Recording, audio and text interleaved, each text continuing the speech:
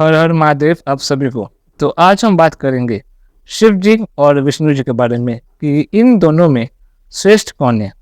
शैव संप्रदाय के लोग और वैष्णव संप्रदाय के लोग ये दोनों ही अपना अपना तर्क देते हैं और अपनी अपनी कथा कहानियों के जरिए ये चीज़ सिद्ध करने में रहते हैं कि वो जिनकी पूजा कर रहे हैं वो श्रेष्ठ है। अगर आप वैष्णव संप्रदाय के पास जाएंगे तो वो अपनी कथा कहानी श्लोकों के जरिए आपको ये सिद्ध कर देंगे कि विष्णु जी श्रेष्ठ है। अगर आप शैव संप्रदाय के पास जाएंगे तो उनके पास अपनी कथा कहानियाँ हैं जिसके जरिए वो ये सिद्ध कर देंगे कि शिव जी श्रेष्ठ है। लेकिन इन सब चीज़ों में जो नॉर्मल लोग हैं जिन्हें अध्यात्म का ज्ञान नहीं है वो यहाँ पर आकर भटक जाते हैं कि हम किनकी बात पर यकीन करें।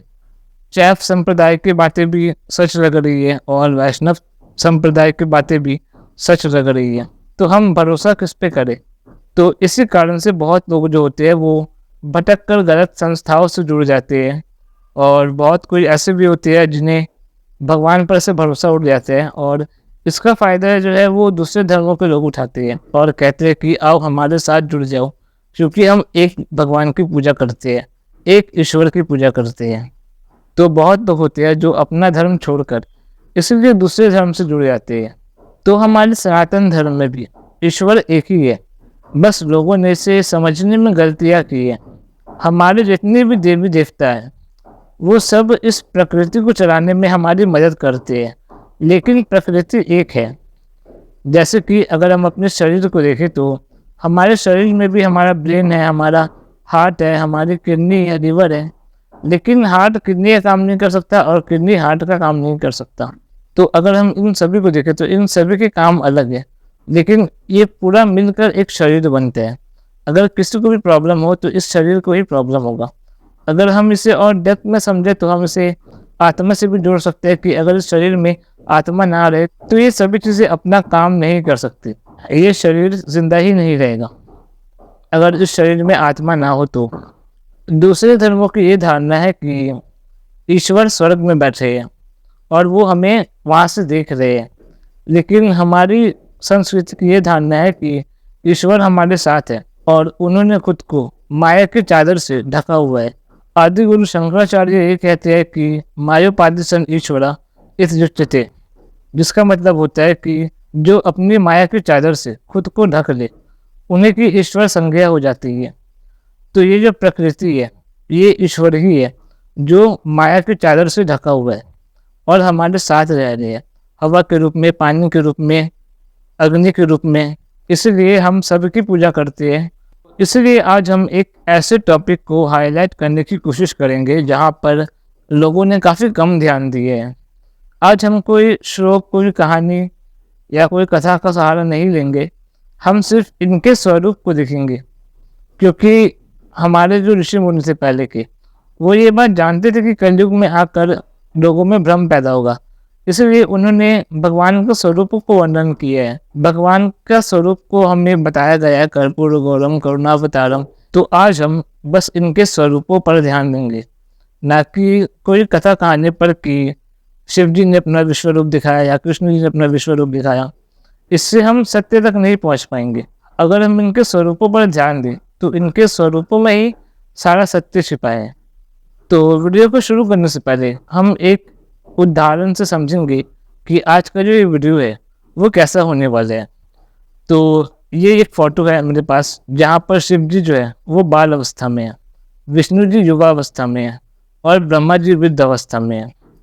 तो हम इस फोटो को समझने की कोशिश करते हैं। यहाँ पर विष्णु जी युवा अवस्था में है जो मृत्यु के भय को समझते हैं, ब्रह्मा जी वृद्ध अवस्था में है जिन्हें मृत्यु का भय है, लेकिन यहाँ पे शिव जी जो है वो बाल अवस्था में है जिन्हें मृत्यु का भय नहीं और वो आत्मा के प्रतीक है जो राख से मले जा रहे हैं। युवा अवस्था में हम अपनी लाइफ को पूरी तरीके से जीना चाहते हैं, लग्जरियस लाइफ चाहते हैं, क्योंकि हम जानते हैं कि एक दिन हमसे ये सब कुछ छिन जाएगा। इसलिए जितना हो सके उतना हम सामान इकट्ठा करते जाते हैं। अगर हम यहाँ पर विष्णु जी को देखें तो विष्णु जी जो है वो लग्जरियस को दर्शाते हैं, क्योंकि उनके साथ लक्ष्मी है। उनके हाथों को अगर देखें तो उनका एक हाथ भी खाली नहीं है, हर हाथ में कुछ ना कुछ उन्होंने पकड़ा हुआ है। एक हाथ में सुदर्शन चक्र है, दूसरे में शंख है, तीसरे में गदा है और चौथे में कमल का फूल। ये इंसान की वो धारणा है जहाँ पर इंसान सब कुछ पाना चाहता है और एक लग्जरियस लाइफ को जीना चाहता है। लेकिन ब्रह्मा जी जो वृद्ध अवस्था में है, उनके शरीर ने उनका साथ छोड़ दिया है, लेकिन उनके मन में अभी भी इच्छाएं बाकी है। जब हम जवान होते हैं तब हम ये सोचते हैं कि बुढ़ापे में एक वक्त ऐसा आएगा जहाँ पर हमसे ये सभी चीज़ें छूट जाएंगी, सभी लग्जरियस चीज़ हमसे छूट जाएंगी। और बुढ़ापे में हम जाकर सोचते हैं कि काश हम उस वक्त में जा पाते जब हम जवान थे। तो इसीलिए आइकॉनोग्राफी में उसमें ये दिखाया जाता है कि विष्णु जी से ब्रह्मा जी उत्पन्न हो रहे हैं और वो दोनों एक दूसरे से जुड़े हुए हैं। जहाँ पर विष्णु जी जीवन के प्रतीक है, जो अपनी जिंदगी को खुलकर जीना चाहते हैं, और ब्रह्मा जी इच्छाओं के प्रतीक है, क्योंकि उनसे जीवन छूटने वाले हैं। लेकिन इन दोनों में शिव जो बाल अवस्था में है, उन्हें ना युवा अवस्था का ज्ञान है और ना ही वृद्ध अवस्था का ज्ञान है। वो आज में जीते हैं। उन्हें ना तो कुछ जमा करना है और ना ही उन्हें कुछ खोने का डर है। वो अपने में मस्त रहते हैं। इसीलिए शिव जी आत्मा के प्रतीक है और राख से मले जा रहे हैं, क्योंकि हमारा ये जीवन, हमारा जो शरीर है वो, और हमारी जो इच्छाएं है, ये दोनों ही राख के समान है। और इस शरीर में आत्मा फंसकर राख से मली जाती है, क्योंकि ये शरीर नश्वर है। ब्रह्मा जी और विष्णु जी हमारा ही एक रूप है। जब हम जवान होते हैं तो अपनी ज़िंदगी को खुलकर जीना चाहते हैं, क्योंकि हम जानते हैं कि एक वक्त ऐसा भी आएगा जब हम बूढ़े हो जाएंगे, और जब हम बूढ़े हो जाते हैं तो हम अपनी वही ज़िंदगी वापस चाहते हैं जब हम जवान थे। लेकिन शिव का पता तब चलता है जब ये शरीर हमसे छूट जाता है। तो पहुँचने के दो रास्ते हैं, पहला आत्मा परक और दूसरा वस्तु परक। वस्तु परक बाहर की दृष्टि है और आत्मा परक भीतर की दृष्टि। वस्तु परक विज्ञान है, जहाँ पर वो पदार्थ के विषय में सोचता है, और विज्ञान ये जानता है कि इस पदार्थ में हमें ये सभी चीज़ें देखने को मिलती है, लेकिन ये सभी चीज़ उसमें आई कहाँ से, ये उन्हें नहीं पता। तो जो ज़्यादा जिज्ञासु होते हैं वो सभी चीज़ों को देखने के बाद जब उसे कोई जवाब नहीं मिलता तो वो आत्मा परक की तरफ बढ़ता है, जहाँ पे वो ईश्वर प्राप्ति के रास्ते पे चलने लगता है। क्योंकि जो है हमारे भीतर है, बाहर जो है वो बस उसका एक खेल मात्र है। तो इस खेल को समझने के लिए आपको अपने भीतर उतरना पड़ेगा और उसके रूल को समझना पड़ेगा। प्रकृति के जरिए हम घूमकर ईश्वर के समीप पहुंचते हैं, लेकिन आत्मा के जरिए हम डायरेक्ट ईश्वर के समीप पहुंच जाते हैं। तो प्रकृति में भी हम ये देख सकते हैं कि कुछ ऐसी चीज़ें हैं जिस पर प्रकृति के नियम लागू नहीं होते, जैसे वट वृक्ष, जिसकी उत्पत्ति कहाँ से हो रही है और उसका अंत कहाँ पे हो रहा है, ये कोई पता नहीं लगा सकता। जैसे ध्रुव तारा जो एक दिशा में चमकता है, वो कभी भी अपना स्थान चेंज नहीं करता। ये ध्रुव तारा जो है वो उस आत्मा का प्रतीक है, जहाँ कभी कुछ नहीं बदलता, जहाँ हमेशा सब कुछ एक जैसा होता है। और वट वृक्ष ये दर्शाता है कि आत्मा का ना तो कभी जन्म होता है और ना ही कभी मृत्यु होती है।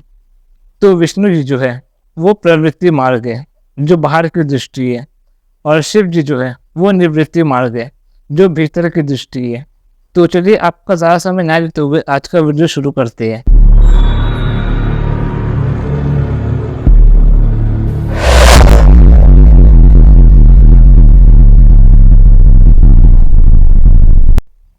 तो विष्णु जी जो है वो क्षीर सागर में निवास करते हैं और शिव जी जो है वो कैलाश पर्वत पे। तो सबसे पहले हम क्षीर सागर और कैलाश पर्वत का रहस्य को समझते हैं। विष्णु जी क्षीर सागर में रहते हैं। क्षीर का मतलब होता है दूध और सागर का मतलब होता है पानी। दूध हमारी चेतना है, हमारा ज्ञान है, हमारा सेंस है, और पानी हमारा मन। दूध हमारी चेतना, हमारा सेंस इसलिए है क्योंकि जब एक बच्चा पैदा होता है तब उसे बाहर का कोई ज्ञान नहीं होता, लेकिन उसे इतना ज़रूर पता होता है कि उसे दूध कैसे पीना है, इसलिए दूध ज्ञान का प्रतीक है। लेकिन जब पानी को दूध में मिला दिया जाए तो दूध का जो गहरापन होता है वो खत्म हो जाता है। हमारी चेतना भी जब हमारे मन के संपर्क में आती है तो उसका भी जो गहरापन है वो कम हो जाता है। मन को पानी से इसलिए जोड़ा जा रहा है क्योंकि जैसे पानी कभी भी एक जगह पर स्थिर नहीं रहता, वैसे ही हमारा मन है जो कभी स्थिर नहीं रहता। एक अंतर सूत्र की धारा हमेशा बहती रहती है। हमारा मन हमेशा किसी न किसी विषय में सोचता रहता है। शिव सूत्र का पहला सूत्र चैतन्य आत्मा है। हमारी चेतना ही हमारी आत्मा है। हम जितना ही अपने चैतन्य के प्रति जागरूक होते जाएंगे, उतना ही हमें आत्मा का पता चलता जाएगा।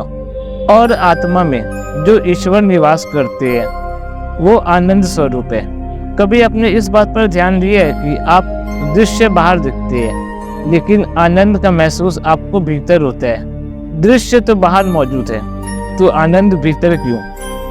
हम एक फूल को देखते हैं, ये फूल बाहर मौजूद है, लेकिन उसे देखकर आनंद हम अपने भीतर फील कर रहे हैं। हम फूलों के जरिए, खानों के जरिए, अपने वासनाओं के जरिए हम उसी आनंद को पाना चाहते हैं जो हमारे भीतर मौजूद है, लेकिन उसे पाने का रास्ता हम बाहर से ढूंढते हैं। सारी घटनाएं बाहर घटती है, लेकिन उस घटनाओं का आनंद आपको अपने भीतर मिलता है। हम खाने के जरिए, संभोग के जरिए, अपनी वासनाओं के जरिए हम उसी ईश्वर का आनंद को महसूस करना चाहते हैं, लेकिन हमने उनसे इतनी दूरी बना रखी है कि वो आनंद बस कुछ समय का होता है।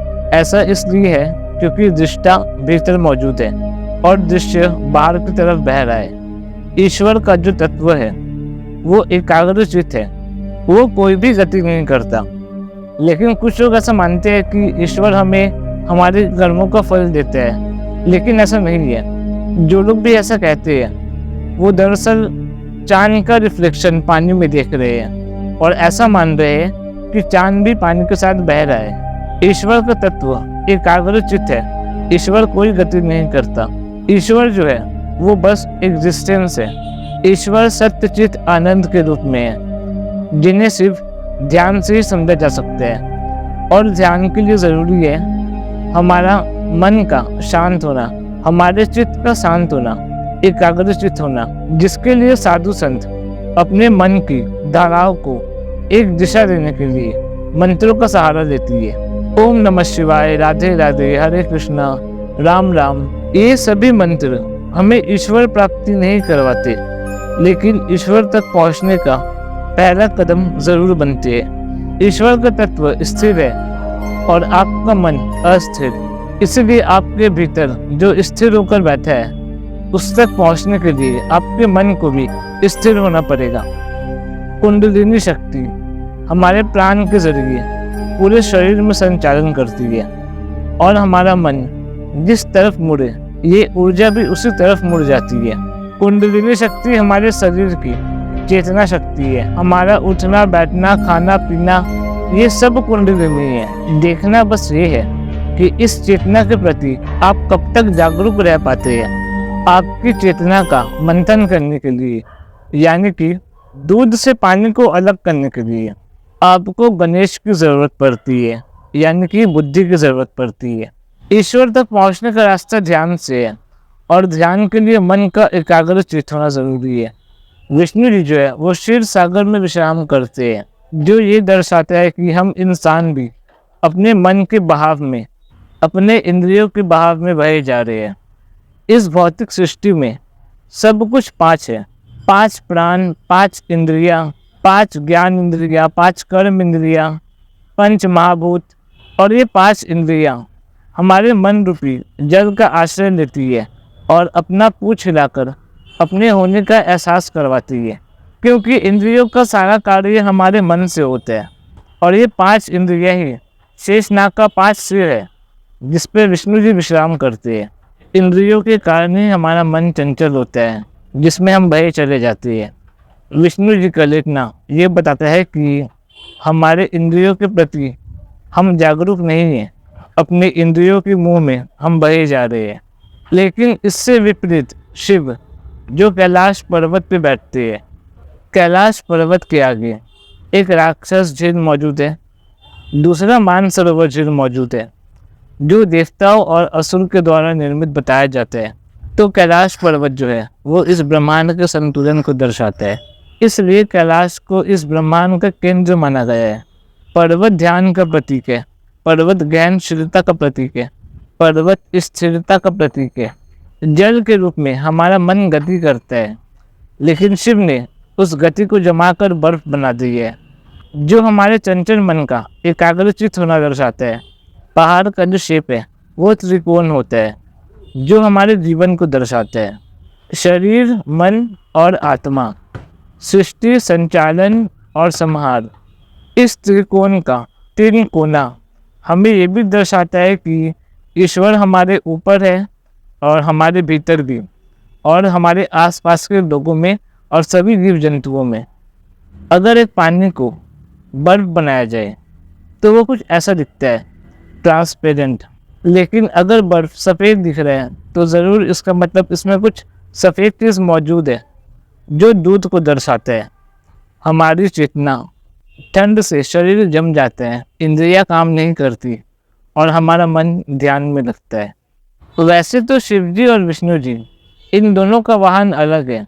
शिव जी का नंदी है और विष्णु जी का गरुड़, लेकिन फिर भी चित्रकला में एक को शेष नाग पर बैठाया दिखाया जाता है और दूसरे को शेर की खाल पे। शेष नाग का 5 सिर है और एक शरीर, जो जीवन के बंधन को दर्शाता है। 5 जीवन जो एक शरीर में बंधे हैं और मुक्त होना चाहते हैं। लेकिन शिव जी जो मृत शेर की खाल पर विराजमान होते हैं। शेर माँ जगदम्बा की सवारी है। जगदम्बा जो जगत को उत्पन्न करती है, जिन्हें हम महामाया भी कहते हैं। शिव उस माया का दमन कर उसके ऊपर विराजमान होते हैं। शिव का शेर की खाल पर बैठना ये दर्शाता है कि वो सभी मोह माया से बाहर निकल चुके हैं। लेकिन एक चीज़ों का कई सारे मतलब होते हैं, इसलिए इसके ऊपर मैंने एक पहले वीडियो बनाया हुआ है, आप जाकर मेरे चैनल पे उसे देख सकते हैं। हम सभी के भीतर एक पशु तत्व है, जो हमारे मूलाधार चक्र में स्थित होता है। पशु तत्व में जानवरों वाला नेचर होता है, जैसे खाना पीना, बच्चे पैदा करना, आराम करना, और ये आजकल के सभी इंसानों में पाया जाता है। तो इसलिए बिना पशु तत्व से बाहर निकले हम अध्यात्म को नहीं समझ सकते। तो शिव जी का ये शेर की खाल ये दर्शाता है कि वो पशु तत्व से बाहर निकल चुके हैं, इसलिए उन्हें पशुपति नाथ कहा जाता है। जो अपने भीतर के पशु पर नियंत्रण पाले वो पशुपति नाथ है। शिव जी को चित्रकला में वट वृक्ष के नीचे बैठा पाया जाता है। वट वृक्ष का ना कोई आदि ढूंढ सकता है ना अंत ढूंढ सकता है, इसलिए शिव को अनंत कहते हैं। वट वृक्ष के ऊपर आसमान में ध्रुव तारा रहता है। ध्रुव तारा अपना स्थान कभी चेंज नहीं करता, वो एक ही जगह पर स्थिर होता है और ये पूरा ब्रह्मांड उसके इर्द गिर्द घूमता है। ध्रुव तारा जो है वो आत्मा का प्रतीक है और ये सभी इंद्रियां आत्मा के आसपास नृत्य करती है। यहाँ पर ध्यान देने वाली बात यह है कि विष्णु जी जिसमें निवास करते हैं वो सर्प जिंदा है और शिव जी जिसमें विराजमान होते हैं वो शेर मृत है, जिससे हम ये समझ में आते हैं कि शिव जी जीवन के सत्य को स्वीकार करते हैं और हमारे भीतर जो अग्नि है उसे वो बाहरी चीज़ों पर खर्च नहीं करते, उसे वो अपने भीतर अनंत की खोज में लगाते हैं। इसी कारण से उनका आसपास का वातावरण ठंडा होता जाता है, नदियाँ जम जाती हैं और कैलाश पर्वत बन जाता है।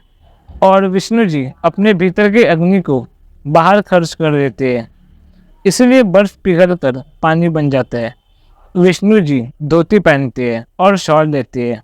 विष्णु जी का जो रूप है वो हमें अपनी तरफ आकर्षित करता है, लेकिन शिव जी जो मृत शेर की खाल पहनते हैं, इनका ये रूप हमें भयभीत करता है, क्योंकि सत्य जो है वो हमेशा डराने वाला होता है।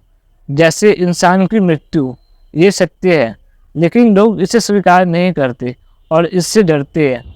कभी आपने सोचा है कि जब हमारे भीतर हमारे आत्मा के रूप में ईश्वर निवास कर रहे हैं तो हमारा जो ध्यान है वो बाहर की तरफ क्यों जाता है? हम आत्मा की तरफ अट्रैक्ट ना होकर बाहरी चीज़ों की तरफ अट्रैक्ट क्यों होते हैं? सोचो कभी इस बात को। पृथ्वी का जो गुरुत्वाकर्षण है वो सभी चीज़ों को अपनी तरफ खींचता है और हमारे भीतर भी एक पृथ्वी तत्व मौजूद है जो बाहरी चीज़ों को अपनी तरफ खींचता है। हमारे शरीर में इन 5 तत्वों में जल, अग्नि, वायु, आकाश, पृथ्वी, इन सभी में से जो पृथ्वी तत्व है उनका भाग सबसे ज़्यादा होता है, और ये पृथ्वी तत्व सभी तत्वों का ज्ञान लेकर खुद को विकसित करती है। जैसे वायु का स्पर्श है तो उसके लिए वो हाथ विकसित करते हैं, आकाश का शब्द है जिसके लिए वो मुंह विकसित करते हैं। तो हमारे जो भीतर जो पृथ्वी तत्व है वो आकर्षण शक्ति है। भीतर की दृष्टि को बाहर का गुरुत्वाकर्षण खींचता है, और जो बाहर मौजूद है उसे भीतर का गुरुत्वाकर्षण खींचता है। अगर हमें आत्मा को जानना है तो हमें बाहर के गुरुत्वाकर्षण से बचना है, जिसके लिए शिव जी अपना अघोर रूप लेकर आते हैं, अपना भयंकर रूप लेकर आते हैं, जिसको देखकर हम अपनी आंखें बंद कर लें और हमारी दृष्टि भीतर की तरफ जाए, आत्मा की तरफ। विष्णु जी को पालनकर्ता कहते हैं और शिव जी को पालनहार। पालनकर्ता का मतलब होता है जो प्रकृति के नियमों का पालन करे।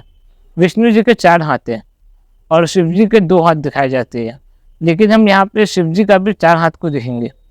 तो विष्णु जी का जो 4 हाथ है उसमें से एक हाथ में सुदर्शन चक्र होता है, दूसरे में गदा होता है, तीसरे में कमल का फूल और चौथे में शंख। तो ब्रह्मा जी के मानस पुत्र दक्ष जब संस्कृति का नियम बनाते हैं तो इस ब्रह्मांड में 2 शक्तियों को देखते हैं। एक जो असुर है जो पाताल लोक में रहते हैं जमीन के नीचे, और एक देवता जो ऊपर स्वर्ग लोक में रहते हैं। असुर जिसमें कोई सुर नहीं, कोई गति नहीं, और देवता जो देने वाला है। तो इस जमीन के नीचे हम इंसानों के रहने लायक काफ़ी चीज़ें हैं। पेड़ पौधे के बीज है, कई सारे रत्न हैं जिसे असुर अपने भीतर छुपा कर रखते हैं, और जो देवता है वो असुर से छीन कर हमें वृक्ष प्रदान करते हैं, हमें उसके फल प्रदान करते हैं। क्योंकि एक बीज का पेड़ बनने के लिए उसे हवा, पानी, धूप इन सब की ज़रूरत होती है जो देवता हमें देती है। और जीवन का चक्र इसी से घूमता है, जिससे हमारा जीवन चक्र चलता है। हमारी पहचान हमारी आत्मा से है, ना कि हमारे शरीर से। ये जो हमारा शरीर है यही बाल अवस्था, युवा अवस्था और वृद्ध अवस्था को प्राप्त होता है, लेकिन आत्मा जो है वो हमेशा एक जैसा रहता है, वो कभी नहीं बदलता। इस जीवन में सब कुछ रिपीट होता है, आगे कुछ भी नहीं बढ़ता। जैसे दिन के बाद रात होना, सुबह के बाद शाम होना, ठंड के बाद गर्मी आना, मानसून आना, ये सभी रिपीट होता है। जैसे जब हम गाड़ी पे होते हैं तो हमें ऐसा लगता है कि रास्ते चल रहे हैं, लेकिन रास्ते नहीं चलते, चल हम रहे होते हैं। लेकिन इसे समझने के लिए हमें गाड़ी से उतरना पड़ता है। जिस तरह से हमें ऐसा लगता है कि ये जो सूरज है ये पृथ्वी का चक्कर लगा रहा है, लेकिन ऐसा नहीं है, ये पृथ्वी सूरज का चक्कर लगा रही है। जैसे आईने में अपना मुंह लगाकर हम अपना चेहरा नहीं देख सकते, अपना चेहरा देखने के लिए हमें आईने से थोड़ी दूरी बनाने की ज़रूरत है। इसी तरह हमें आत्मा की पहचान तब होगी जब हम अपने शरीर से दूरी बनाएंगे। तो यही है हमारे जीवन का चक्र, जो ऐसे ही सुदर्शन चक्र की तरह घूमता रहता है। आइकॉनोग्राफी में हमें विष्णु जी के 4 हाथ दिखाए जाते हैं, लेकिन शिव जी के बहुत कम जगहों पर 4 हाथ दिखाया गया है। ज़्यादातर उनका 2 ही हाथ होता है और वो हमेशा तपस्या में लीन रहते हैं। लेकिन यहाँ पर अगर विष्णु जी का हम 4 हाथ को समझ लें तो हम शिव जी के ही 4 हाथ को लेकर समझने की कोशिश करेंगे। तो विष्णु जी के पहले हाथों में सुदर्शन चक्र है, जो हमारे जन्म, मृत्यु और हमारे जीवन चक्र को दर्शाता है। ये समय चक्र हमें धीरे धीरे कर कर काटता है, हमें धीरे धीरे कर कर खाता है, क्योंकि जीवन को बनाए रखने के लिए मृत्यु आवश्यक है। इसके बाद विष्णु जी के हाथों में गदा है, जो हमारे अच्छे और बुरे कर्मों का हिसाब रखती है और हमें उसका फल देती है। इसके बाद कमल का फूल, जो कि जीवन का प्रतीक है, और शंख शुरुआत का प्रतीक है। विष्णु जी गले में सोने का आभूषण धारण करते हैं और शिव जी गले में नाग। विष्णु जी के हाथों में, पैरों में, गले में, कान में सभी तरफ सोना ही सोना है, जो ये दर्शाता है कि इनके पास संपत्ति बहुत है, इनके पास धन बहुत है। और हो भी क्यों ना, माता लक्ष्मी स्वयं इनकी अर्धांगिनी है। विष्णु जी के पास बहुत सारा धन है, बहुत सारी संपत्ति है, इसलिए उन्हें आने वाली कल की चिंता नहीं, इसलिए वो आराम से लेटे रहते हैं। लेकिन शिव जिन्हें आने वाली कल की चिंता है, वो ये बात जानते हैं कि उनके पास जितना भी धन संपत्ति हो, मृत्यु एक दिन उनसे ये सभी चीज़ें छीन लेंगी। इसलिए वो उस अनंत की खोज करते हैं जिन्हें मृत्यु भी उनसे छीन ना पाए। इसीलिए शिव जी के गले में सर्प होता है। सांप जो है वो कुंडलिनी शक्ति का प्रतीक है, जो मानव जीवन का महत्व को नहीं जानते। वो संपत्ति के जरिए अपने जीवन को अर्थ देने की कोशिश करते हैं, ये सोचकर कि एक दिन जब उसकी मृत्यु हो जाएगी तो वो इस दुनिया में अपनी संपत्ति के रूप में जिंदा रहेगा। संपत्ति आपके जीवन को बेहतर बनाने का एक जरिए है, एक रास्ता है। ये जीवन का लक्ष्य नहीं होना चाहिए।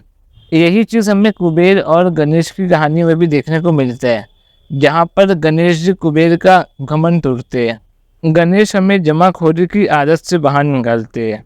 इसलिए कुबेर के हाथों में पैसों से भरा एक थैला है और गणेश जी के हाथों में थैले जैसा दिखने वाला मोदक, जो हमें ये बताने की कोशिश करते हैं कि पैसा हमारी ज़रूरतों के लिए है, ना कि हमें उसे जमा कर रखना है।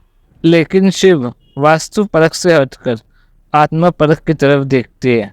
शिव को ऐसी संपत्ति चाहिए जो मृत्यु भी ना उनसे छीन पाए। शिव को अंत की नहीं, अनंत की तलाश है। सांप जो है वो कुंडलिनी शक्ति का प्रतीक है। सांप जागरूकता का प्रतीक है, अवेयरनेस का प्रतीक है, विजडम का प्रतीक है। सांप आत्मा और चेतना का प्रतीक है। सांप हमेशा डसने के लिए अपना फन फैलाता है, लेकिन यहाँ पे सांप फन फैलाए हुए है, लेकिन वो शांत है, जो ये दर्शाता है कि शिव समाधि में होते हुए भी संसार के प्रति पूरी तरह से जागरूक है। सांप कला का प्रतीक है, संसार में उतरने की कला, और उसके भीतर विष भी है जो आपका नाश कर सकती है। सांप अगर अपना विष हमारे भीतर छोड़ दे तो ये शरीर प्राण छोड़ देती है, और शरीर के नष्ट होने पर आपकी इच्छाएं, आपकी वासनाएं, कामनाएं ये भी खत्म हो जाती है। परमात्मा का स्वरूप भी इस विष की तरह है, जिसकी अगर तुम थोड़ी अनुभूति भी कर लो तो तुम इस संसार के बंधनों से मुक्त हो जाओगे। जो भी तुम्हें यहाँ बांधती है, तुम्हारी कामनाएं, तुम्हारी वासनाएं, ये सभी खत्म हो जाएंगी और तुम इन सब से परे चले जाओगे। यही है वो हलाहल विष, जो जीवन से, भौतिकता से जुड़ी परेशानियों का हल है। हलाहल परमात्मा चाहे तो एक क्षण में ये पूरा विश्व पी जाए, लेकिन इससे किसी में भी सद्भावना नहीं आएंगी, न ही किसी का विकास होगा। ये बैठे बैठाए मोक्ष मिलने जैसा है। तुम अपने श्रम से कुछ भी अर्जित ना कर पाओगे, फिर ये संपत्ति की तरह हो जाएगा, जहाँ तुम बैठे बिठाए परम आनंद का अनुभव करोगे। संपत्ति आलस लाता है और श्रम जागरूकता। इसलिए परमात्मा संपत्ति के खिलाफ है। हमारे शरीर में कुल 7 चक्र हैं, जिनमें से 5 हमारे गले के नीचे स्थित हैं, जो नीचे से ऊपर की तरफ बढ़ता है। गले से नीचे जो 5 चक्र स्थित है, वो सभी हमें सांसारिक बंधनों से बांधती है, भौतिक इच्छाएं पैदा करती है। हम सभी ने एक शब्द सुना है, संसार सागर। कहते हैं जो इससे तर गया वो परमात्मा को उपलब्ध हो जाती है, और जो इसमें बह गया, जो इसमें डूब गया, वो और डूबता चला जाता है, और लगभग हम अभी डूबे हुए ही है। शिव तीर्थंकर है, जो हमें इस संसार सागर से पार कराते हैं। लेकिन अगर हम इस संसार सागर को अपने शरीर में देखें तो ये हमारा शरीर संसार ही तो है, और इस शरीर में 75% पानी है, जो इस संसार का सागर ही है। ये 5 चक्र जो हमें इस संसार से बांधती है, काम, क्रोध, मोह, ईर्ष्या, अहंकार, प्यार, ये सभी इसी चक्र के इर्द गिर्द आती है। इसी चक्र से हम इन सभी भावनाओं को फील कर पाते हैं। हमारी यात्रा मूलाधार चक्र से लेकर अज्ञ चक्र तक की है, जिसे हम आज्ञा चक्र भी कहते हैं, क्योंकि यहीं से खुलता है मोक्ष का रास्ता। शिव संसार में रहते हैं, लेकिन सागर को खुद से बाहर कर देते हैं, क्योंकि शिव संसार के बंधनों से मुक्त है। शिव ने इस विष को अपने गले में ही रोक दिया, क्योंकि इससे ऊपर की यात्रा में तपस्वी मोक्ष को उपलब्ध हो जाते हैं, इस संसार से तर जाते हैं। लेकिन शिव इस संसार में रुकते हैं क्योंकि हमें उनकी ज़रूरत है, हमें उनकी ज्ञान की ज़रूरत है। यही ज्ञान सहस्त्रार चक्र से होते हुए गंगा के रूप में बाहर आता है। गंगा पापियों के पाप नहीं धोती, बल्कि ये बताती है कि उस परमात्मा तक पहुंचने के लिए हमें अपने शरीर के विकारों से मुक्त होना पड़ेगा। शिव के एक हाथों में त्रिशूल है, जो प्रकृति के 3 गुणों को दर्शाती है, सत्व रजस तमस, सृष्टि पालन संहार। त्रिदेवों को दर्शाती है, 3 अवस्थाओं को दर्शाती है, बाल अवस्था, युवा अवस्था, वृद्ध अवस्था, सूक्ष्म शरीर, कारण शरीर, स्थूल शरीर। इस प्रकृति में जितने भी 3 के नियम हैं वो इन सबको दर्शाती है। और ये त्रिशूल इस पूरे ब्रह्मांड का पिलर है और इस पूरे ब्रह्मांड को धारण किए हुए है। डमरू इन्फिनिटी का प्रतीक है, अनंत का। डमरू ध्वनि का प्रतीक है, ध्वनि से ही सृजन होता है और ध्वनि से ही विध्वंस। तीसरा हाथ आशीर्वाद मुद्रा में है, जिनसे वो अपने भक्तों पर अपना आशीर्वाद बनाए रखते हैं, हमारी रक्षा करते हैं, हमें मोक्ष देते हैं। रुद्राक्ष की माला, माला में एक धागा होता है जिससे हमें पता चलता है कि माला का एक राउंड पूरा हो गया। लेकिन जब तक ये माला चलता है तब तक हम स्थिर हो जाते हैं, हम शून्यता में चले जाते हैं। और जब शिव शून्यता में जाते हैं उस वक्त प्रकृति अपने अस्तित्व में आती है।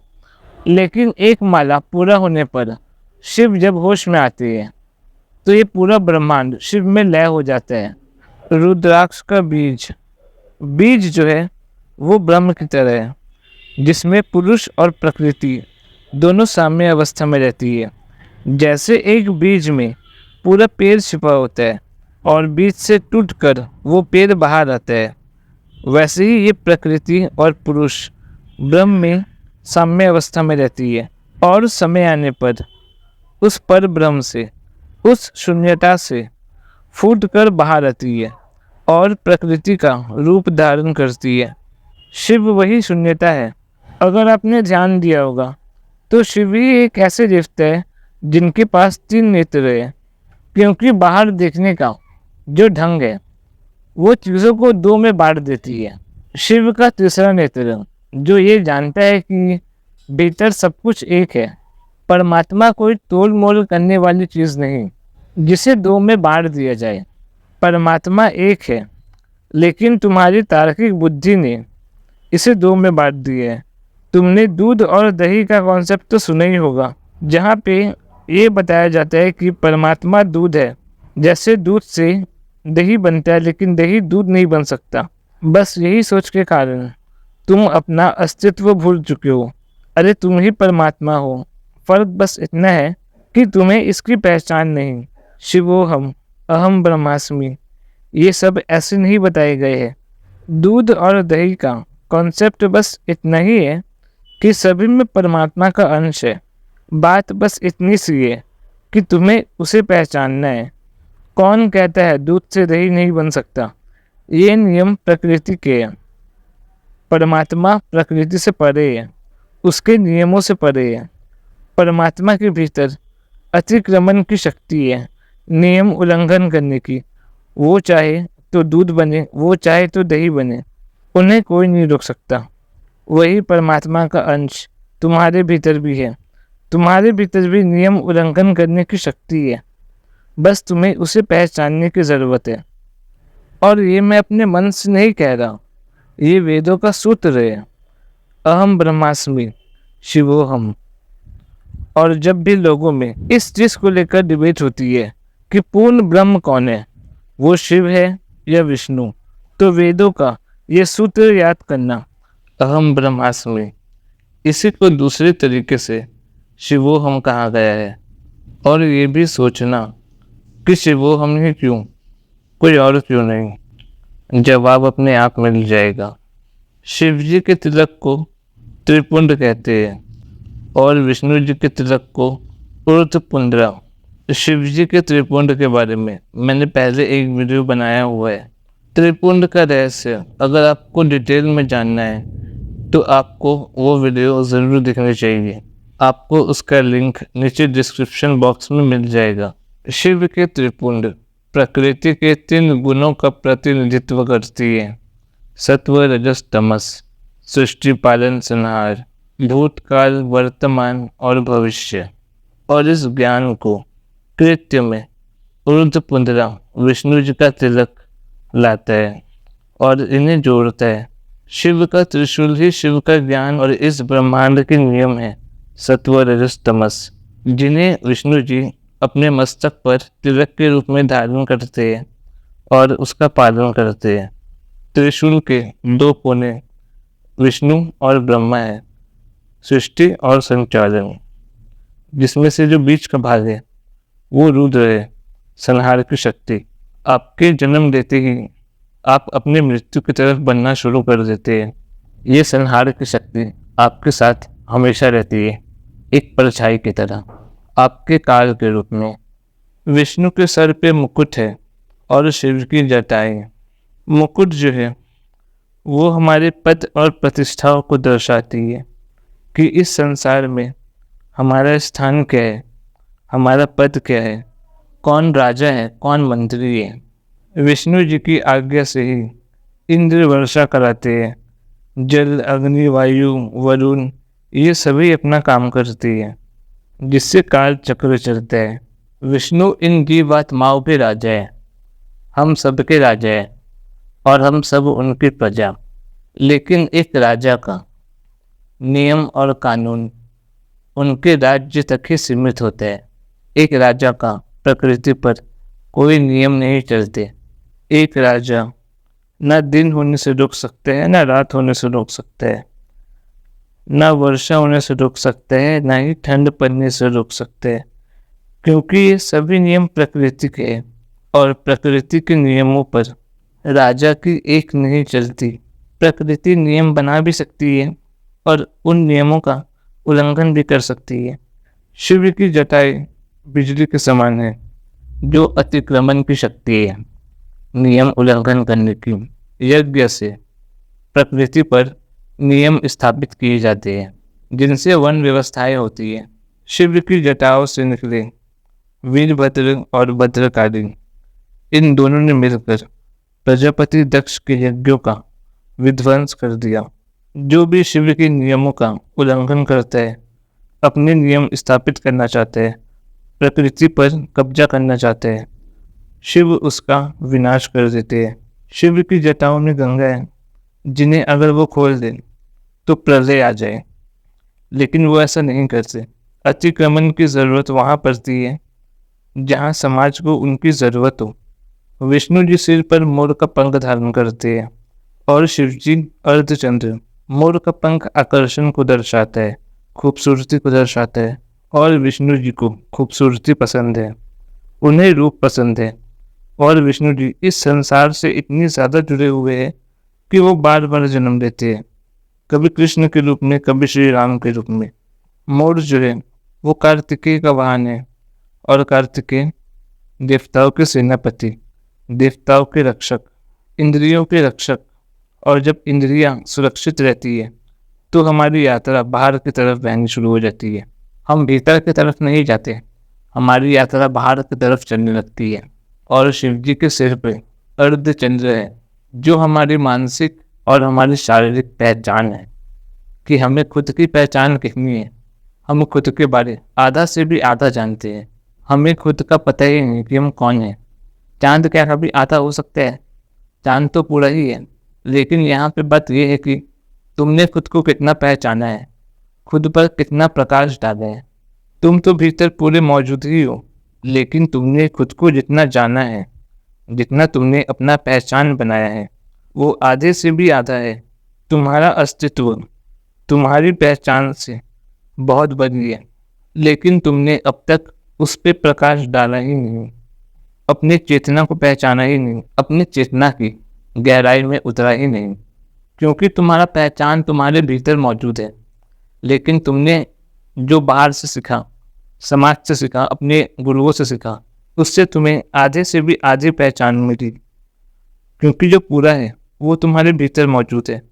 सुबह रोशनी में कई सारे दृश्य मौजूद होते हैं और उस रोशनी में तुम सूरज को नहीं देख सकते, लेकिन वही सूरज की रोशनी जब चंद्रमा पर पड़े तो सिर्फ चंद्रमा चमकता हुआ दिखता है और बाकी सभी अंधेरे में कहीं गुम हो जाते हैं।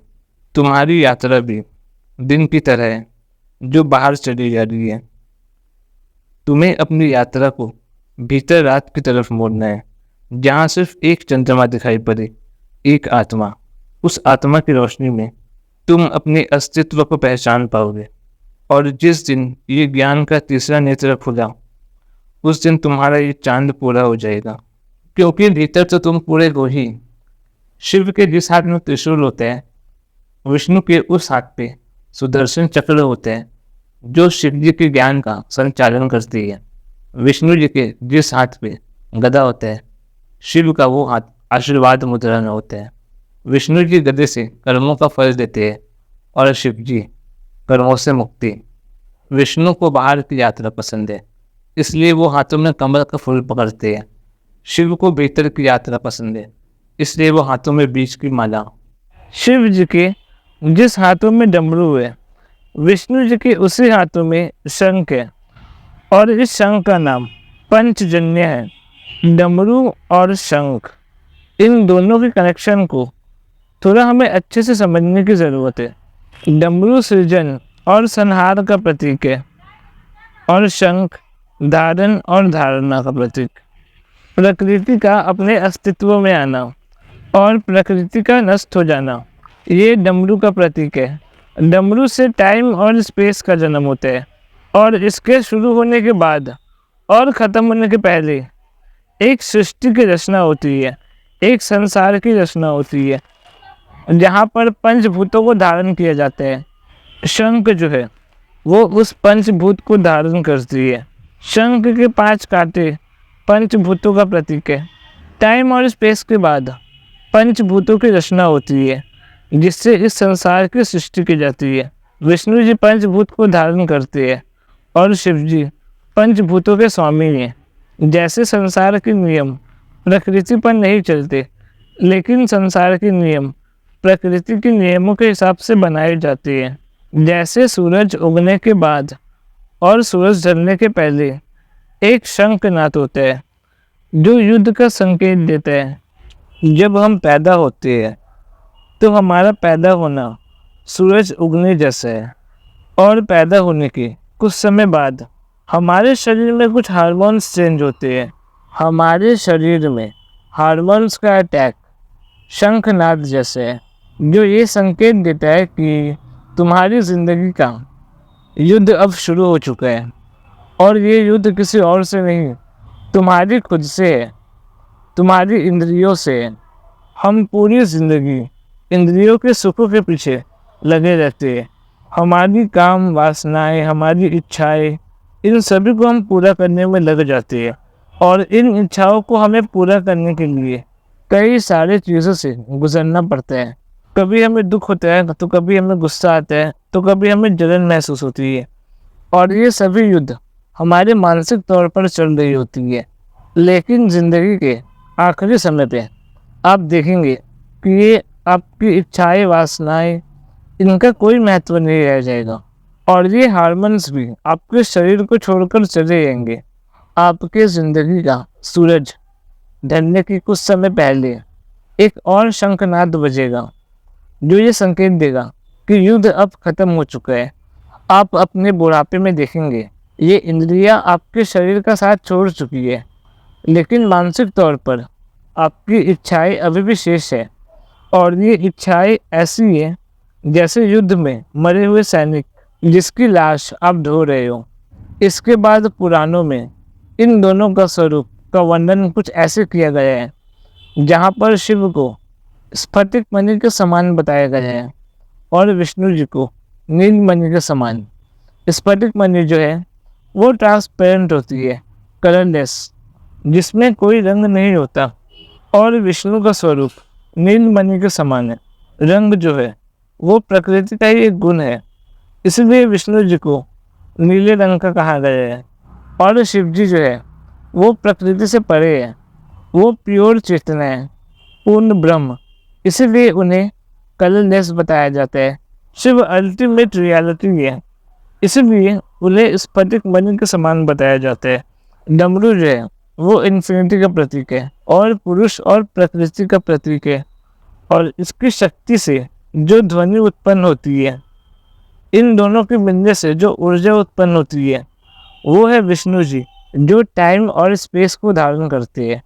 और ये टाइम और स्पेस में ही सृष्टि की रचना होती है।